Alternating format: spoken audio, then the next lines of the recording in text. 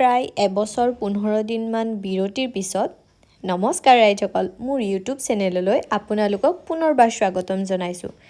যিহেতু মই মিঠা বস্তু খাই বেয়া পাওঁ, সেইবাবে ভাবিছোঁ যে নিমখীয়া বস্তুৰে আৰম্ভ কৰোঁ।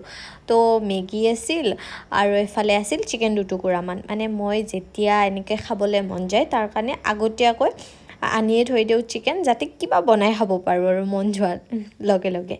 এফালে কাটি লৈছোঁ এটা পিঁয়াজ, চিকেনখিনি এনেকৈ কাটি লৈ তাৱাখনত গৰম হোৱাৰ পিছত ভীমবাৰ অকণমান দি দিছোঁ আৰু এফালে চিকেনখিনি মই ধুনীয়াকৈ ভাজি লৈছোঁ।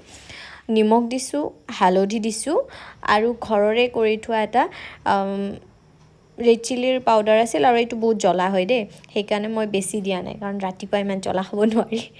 আৰু এফালে বইল হ'ব দিছোঁ মেগীখিনি ভালকৈ বইল হোৱাৰ পাছত পানী অকণমান বেছিকৈ দিছিলোঁ। বইল হোৱাৰ পাছত এই চিকেনখিনিৰ লগত একেলগে মিক্স কৰি লৈছোঁ আৰু অকণমান ওপৰতে পিঁয়াজ দি দিছোঁ আৰু এফালে কৰি লৈছোঁ এখন আমলেট।